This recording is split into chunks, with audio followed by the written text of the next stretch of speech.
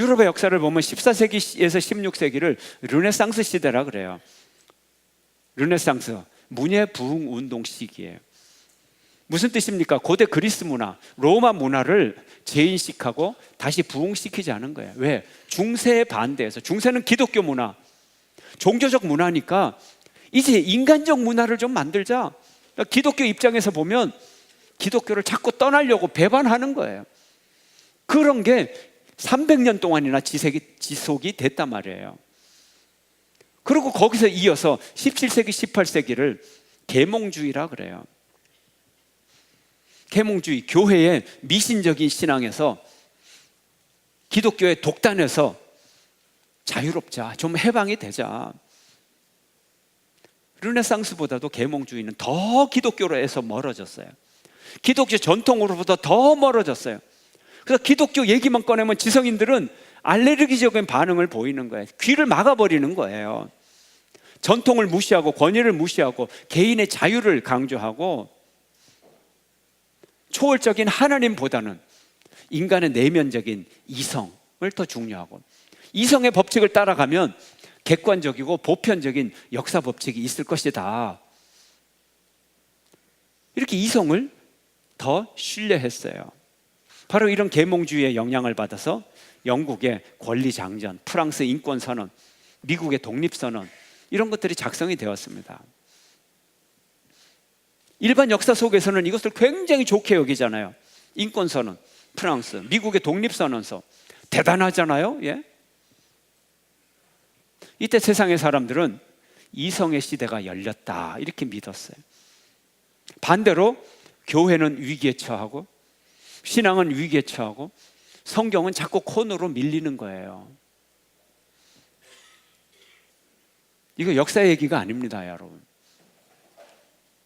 지금 여러분이 혼란을, 대한민국에서 2014년도 기독교인으로 살아가는데 엄청난 혼란이 있어요. 그 방향을 찾는데 중요한 설교가 될 거예요.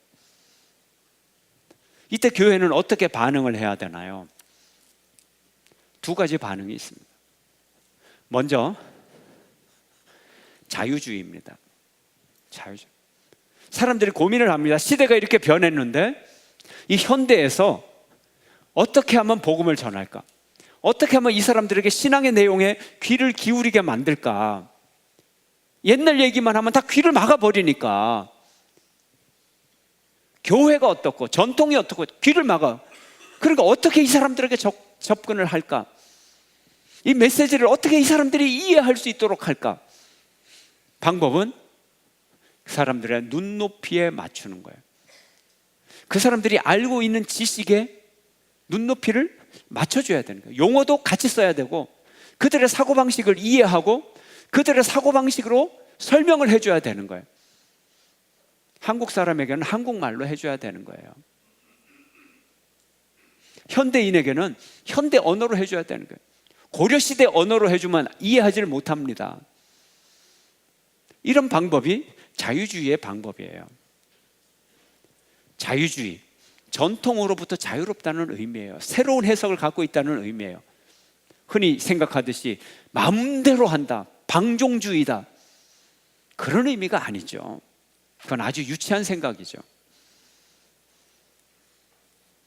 이들의 업적은요, 지금 신앙과 교회와 신학계에서 이들의 업적은 탁월한 업적을 이루었기 때문에 오늘날 전 세계 모든 교회와 모든 신앙인들은 이 사람들의 업적을 고스란히 다 유산으로 지금 가지고 있어요. 부정할 수가 없어요. 탁월한 업적이었어요. 찬성하는 사람들만 이 사람들의 업적을 가지고 있는 것이 아니라 입에 거품을 물고 비판하는 그 사람들에게도 이 자유주의의 유산은 아주 속속들이 다 들어있다는 거예요. 자기가 누군지도 모르고 비판을 하고 있는 거예요. 역사도 모르고 비판을 하고 있는 거예요. 그래서 이 설교 시리즈를 통하여서 교정을 해야 되는 거예요. 한국에 있는 신학대학, 외국에 있는 신학대학교 통틀어서 단 한 군데 신학대학도 이 자유주의 커리큘럼이 없는 신학대학은 단 한 군데도 없어요. 자유주의 신학자 슐라이어마허의 해석학, 일반 문학에서도 배우지만 신학에서 이걸 안 배우고는 신학대학 교수가 될 수가 없어요. 배우기는 배웠는데 비판한다고요? 천만의 말씀. 그거를 상당 부분을 흡수하지 않고는 강의를 할 수가 없어요. 심지어는 자유주의를 가장 많이 비판했던 칼 바르트라고 하는 신학자, 그는 이런 말을 합니다. 슐라이어마허가 신학적 영웅이다, 이렇게 말을 합니다. 누구를 비판합니까? 영웅을 비판하는 거예요. 그게 학자예요. 학자를 비판하는데 시시한 학자 하나 붙들고 그걸 논문으로 쓰는 그런 바보들이 어디 있습니까? 대가의 학문을 가지고 거기에 대해서 논문을 쓰고 그걸 비판하는 거죠. 슐라이어마허는 대단한 학자예요. 칼 바르트가 손을 들어버렸어요. 마지막에 이런 얘기를 합니다. 나는 슐라이어마허의 낭만주의 신학을 일생 동안 진지하게 대적했습니다.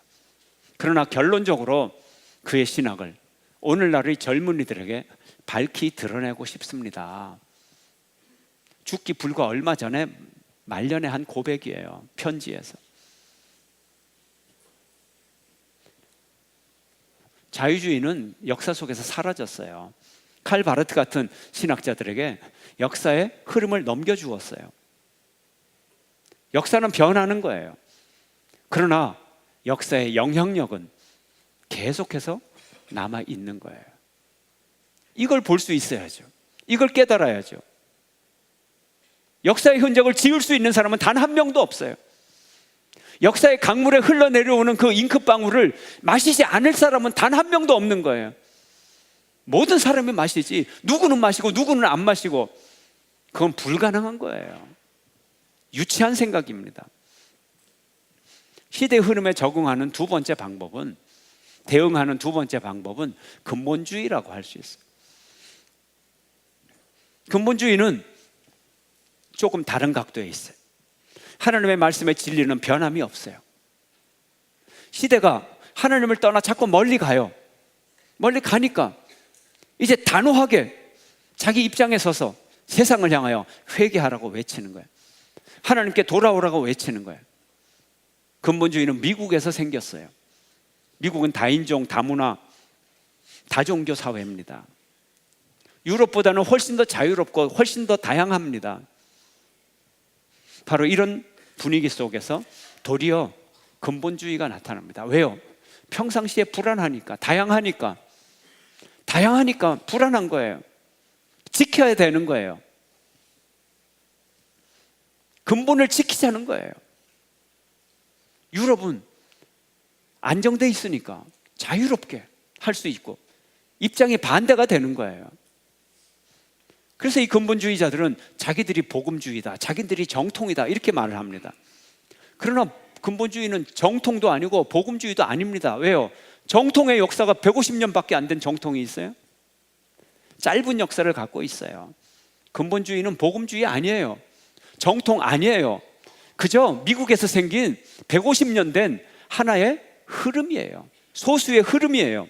전부가 아니에요.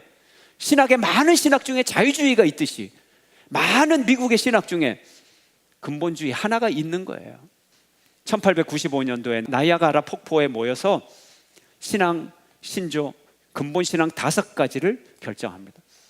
근본적인 것들, 펀더멘탈스라는 제목으로 5가지를 발표해요. 첫째, 성경은 하나님의 말씀으로 정확무오한 것이다.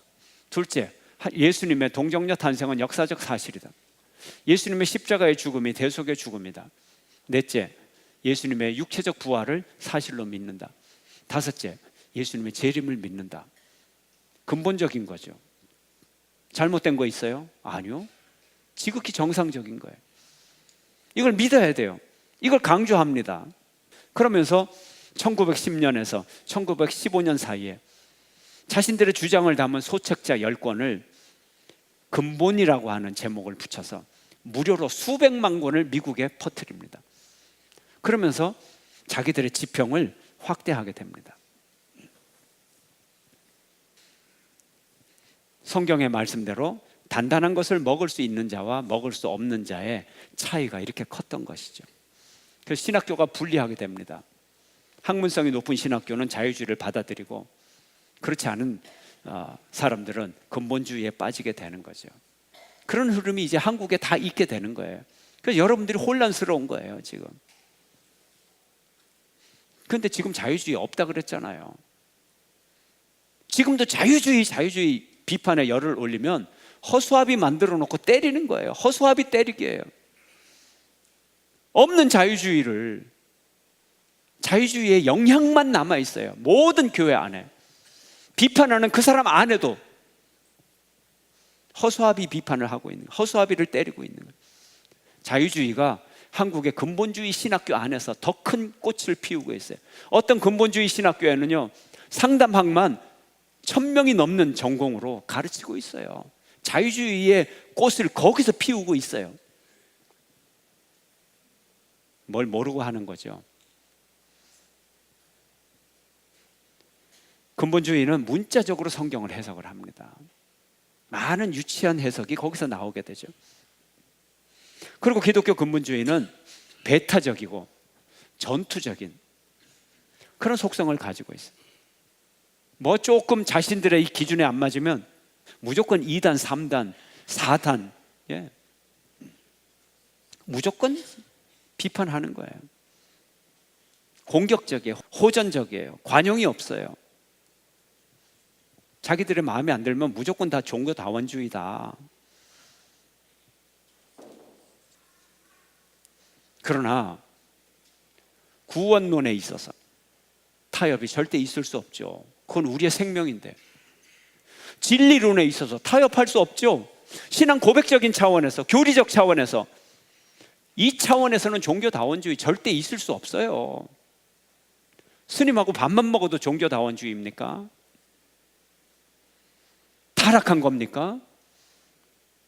아니죠. 이걸 구별해야죠. 유연성이 있어야죠. 사랑이 있어야죠. 근본주의로부터 배울 게 있어요. 근본을 지킨다고 하는 거, 이거 배워야 돼요. 이거 배워야 돼요. 또 세상도 잘못된 거 있잖아요. 세상이 다 잘 된 건가요? 세상은 죄악으로 달려가고 있어요. 세상을 향하여서 회개하라. 하나님께로 돌아오라. 이게 만남이에요. 자유주의식으로 우리가 변화되어서 가는 만남이 있어야 되고, 세상을 향하여 돌이켜 오라 하는 이 만남이 있어야 하나님과 세상이 화해가 되는 거예요. 좋은 점은 둘 다 우리가 받아야 돼요. 둘 다 가져야 돼요. 오늘 본문에서 우리는 사도 바울의 자유로운 전도인의 모습을 봅니다. 19절 함께 읽겠습니다. 시작. 내가 모든 사람에게 자유로우나 스스로 모든 사람에게 종이 된 것은 더 많은 사람을 얻고자 함이라. 내가 자유로운 인간이지만 종이 됐어요. 변화가 됐어요. 더 많은 사람을 뭐하게 얻고자 하려고, 구원시키려고. 우리가 전도 대상자에게 맞는 접근을 해야 돼요. 그 사람이 현재 어떤 종교를 섬기고 있느냐, 어떤 신앙 고백에 있느냐, 어떤 형편이냐, 거기에 다가가는 자유가 있어야 돼요. 20절 21절 함께 시작. 유대인들에게 내가 유대인과 같이 된 것은 유대인들을 얻고자 하며, 율법 아래에 있는 자들에게는 내가 율법 아래에 있지 아니하나 율법 아래에 있는 자같이 된 것은 율법 아래에 있는 자들을 얻고자 하며, 율법 없는 자에게는 내가 하나님께는 율법 없는 자가 아니요 도리어 그리스도의 율법 아래에 있는 자나 율법 없는 자와 같이 된 것은 율법 없는 자를 얻고자 함이라. 이게 사도 바울의 마음이에요. 내가 죄인이 되어도, 내가 십자가에 못 박혀도 그 죄인을 구원할 수만 있으면 내가 죄인이 되겠다. 예수님의 마음. 그래서 어떤 사람은 유대인에게 전도하려고 유대인이 된 사람도 있어요. 한국 선교사 중에. 22절 함께 읽겠습니다. 함께 시작. 약한 자들에게 내가 약한 자와 같이 된 것은 약한 자들을 얻고자 하며, 내가 여러 사람에게 여러 모습이 된 것은 아무쪼록 몇 사람이라도 구원하고자 함이니. 우리가 단 한 사람이라도 구원하려고 하면, 우리가 단 몇 사람이라도 구원하려고 하면, 우리가 여러 사람이라도 구원하려고 한다면, 천하보다 귀한 한 생명을 구원하고자 한다면 천지를 값으로 지불하고라도 그 생명을 구원할 수 있는 마음이 있어야죠. 바울은 복음을 위해서라면 자기가 무엇이든 되겠다 그랬어. 무엇이든 되겠다 그랬어. 23절 함께 읽습니다. 시작. 내가 복음을 위하여 모든 것을 행하면 복음에 참여하고자 함이라. 복음을 위하여 몇 가지를 한다고요? 모든 것을 할 수 있다 그랬어요. 복음을 위하여, 사람을 구하기 위하여. 이게 중요합니다. 우리가 그런 편협한 교리를 벗어버려야 돼요. 바울은 다가가는 방법은 달라도 다른 방법으로 다른 사람에게 다가가는 것, 이걸 인정을 했어요. 자유주의에 있는 사람도 근본주의를, 좋은 점을 인정할 수 있어야 되고, 근본주의에 있는 사람도 자유주의의 좋은 점을 인정할 수 있어야 되는 거예요. 사도 바울이 그랬거든요. 한번 볼까요? 갈라디아서 2장 7절 8절 함께 시작.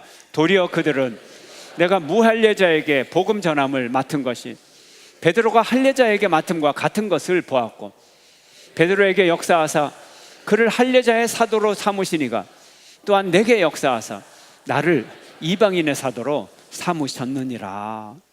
베드로는 유대인을 위한 사도, 나는 이방인을 위한 사도. 너는 너의 사명을 감당하고 나는 나의 사명을 감당하고, 너는 너의 방법으로 전도하고 나는 나의 방법으로 전도하고. 이게 얼마나 멋진 방법입니까? 이게 싸울 일입니까? 서로 미워할 일입니까? 서로 2단, 3단, 4단이라고 할 얘기입니까? 이런 혼란이 없어져야 돼요. 여러분이 방향 감각을 가져야 돼요. 여러분이 판단 능력이 있어야 돼요. 복음의 본질은 변화가 없지만 사도 바울처럼 우리는 아주 유연하게 그 누구에게나 다가갈 수 있어요. 마지막으로 우리가 정리를 좀 해야 돼요. 우리가 불신자들 만날 때, 또 다른 교파 사람을 만날 때, 다른 종교의 사람들을 만날 때, 우리가 크리스찬으로서 기본적으로 가져야 할 인간적인 자세가 있어요. 첫째로, 그들도 하나님의 형상으로 창조되었다. 이 사실을 기억해야 돼요. 한국 교회는, 한국 사회가 다종교 사회 혹은 종교다원주의 사회, 이걸 정직하게 인정해야 돼요. 타종교를 대화해야 돼요. 그들을 만나야 돼요. 적극적으로 더 잘 만나야 돼요. 우리가 예수 믿는 사람들만 만날 겁니까? 안 믿는 사람을 더 잘 만나야 돼요. 그게 선교 아닙니까? 그게. 타종교를 만날 때 그럼 어떻게 해야 돼요? 적대적으로 대해야 됩니까? 아니죠. 형제 자매로 봐야죠. 왜요? 하나님이 그들을 만들었으니까. 하나님이 모든 인간을 만들었어요. 하나님의 형상으로 만든 피조물이에요. 하나님의 빛을 비춰요. 태양빛을 비춰요. 모든 사람에게 다 비춥니다. 어떤 종교를 믿어도 하늘에서 비가 내려요. 모든 사람이 그 비를 다 맞아요. 그리고 그 비로 자란 식물을, 곡식을 다 먹어요. 하나님의 축복입니다. 불교인하고 악수한다고 내 신앙 없어지는 거 아니에요. 내 사랑이 그들에게 전달되는 거지. 둘째로, 우리는 그들에게 들려줄 이야기가 있어요. 여러분, 이런 이야기를 준비해야 돼요. 내가 누구를 만나든지, 불교인을 만나든지 다른 종교 무신론자를 만나든지 들려줄 이야기가 있어야 돼요. 내 간증이 있어야 돼요. 내가 깨달은 복음의 진리가 있어야 돼요. 그거 없이는 그리스도인 아니죠. 그게 없으니까 타종교인 만나는 게 두렵고 떨리죠. 내가 할 얘기가 있어야 돼요. 내가 전해줘야 할, 증언해 주어야 할 진실이 있어야 되는 거예요. 그걸 들려주는 거예요. 세 번째, 우리는 재판관이 아니다. 이걸 기억해야 돼요. 우리 재판관 아닙니다. 우리는 증인이에요. 증인. 증인은 누구 앞에서 증언을 하죠? 재판관 앞에서 증언을 해요. 근데 증언한다고 해서 이게 다 받아들여지는 게 아니에요. 신뢰 있게 제대로 해야 재판이 증언을 채택합니다. 채택할 수 없습니다. 하나님이 듣도록, 하나님이 심판하시도록 제대로 증언해야 돼요. 내 마음대로 되는 게 아니에요. 내가 재판관이 아니에요. 고린도전서 함께 읽습니다. 고린도전서 함께 시작. 내가 자책할 아무것도 깨닫지 못하나 이로 말미암아 의롭다함을 얻지 못하노라. 다만 나를 심판하실 이는 주시니라. 너무 잘 믿는 게 문제가 될 때가 있어요. 사도 바울이 뭐라 그래요? 내가 나를 자책할 아무것도 깨닫지 못하나. 내가 생각해도 내가 잘못이 없어. 발견이 되질 않아. 생각이 안 떠올라. 내가 생각해도 참 괜찮은 남자야. 예. 내가 생각해도 하나님 잘 믿어. 내가 그렇게 특별한 잘못이 없는 것 같아. 나 천국 갈 거야. 예. 착각하지 말라는 거죠. 심판관이 누구라고요? 하나님이. 근데 자기 구원도 자기가 판단 못 하는데 너무 믿음이 좋아가지고 이렇게 하면 100% 천국 간다. 나 무조건 천국 가. 나처럼 믿어야 돼. 넌 나처럼 안 믿으니까 지옥 갈 거야. 그리고 나처럼 똑같이 믿으라고 그걸 강요하고, 강요를 넘어서 폭력을 휘두르고, 이건 죄악이죠. 이건 월권행위죠. 천국 지옥 파라다임에서 벗어나야 돼요. 교회 성도의 사명은 하나님께 감사하고 하나님께 영광을 돌리는 겁니다. 네 번째로, 우리는 화해시키는 사람입니다. 하나님의 이름으로 심판하고 정죄하고 지옥 보내고 그런 게 아니에요. 화해시키는 거예요. 사람과 사람을 화해시키고 하나님과 사람 사이를 화해시키는 거예요. 정죄와 심판이 아니에요. 사랑으로 초대하는 거예요. 이게 중요합니다. 고린도 후서 함께 읽겠습니다. 함께 시작. 곧 하나님께서 그리스도 안에 계시사 세상을 자기와 화목하게 하시며 그들의 죄를 그들에게 돌리지 아니하시고 화목하게 하는 말씀을 우리에게 부탁하셨느니라. 그들의 죄를 그들에게 돌린다. 그들을 심판으로 정죄하고, 그러니 지옥까지, 그러니 벌받지. 그들의 죄를 그들에게 돌리지 않고 어떻게 하라고요? 화목하게 해라. 하나님은 용서의 하나님이고 하나님은 당신을 기다리고 있어. 하나님의 사랑이 이렇게 커. 심판의 저주보다 천국의 초대가 더 큰 사랑인 거예요. 저주로 구원할 수 없어요. 사랑으로 구원하는 거지. 우리가 친근한 모습으로 다가가요. 이것이 하나님의 선물입니다. 하나님의 사랑입니다. 한국교회는 진지하게 성경을 연구해야 합니다. 역사와 신학을 편견 없이 이해해야 합니다. 배타와 독선 대신 용서와 관용으로, 폭력과 정복 대신 설득과 섬김으로 예수 그리스도의 모범을 따라야 할 것입니다. 믿음의 진리는 삶을 위한 진리입니다. 참 진리는 삶을 통해서 보여지는 것입니다. 그러나 교리에 치중한 믿음은 삶을 억압하기가 일쑤입니다. 우리 모두는 참된 진리를 찾아가는 과정에 있습니다. 매 순간 하나님 앞에 나가 겸손하게 간구하여 얻은 지혜가 하나님의 은혜입니다. 이 지혜가 하나님의 선물이기에 이 지혜는 사람 앞에서도 겸손하게 섬기며 사랑하는 지혜가 될 것입니다. 한 사람이라도 구원할 수만 있다면 그의 처지가 되어 다가가고 그의 생각을 이해하고 그의 느낌을 이해하고 그의 눈물과 고통을 이해하고 그가 쓰는 말로 하나님의 사랑을 전해야 할 것입니다. 또한 하나님을 향해 돌이키라는 회개의 복음을 담대히 전해야 할 것입니다.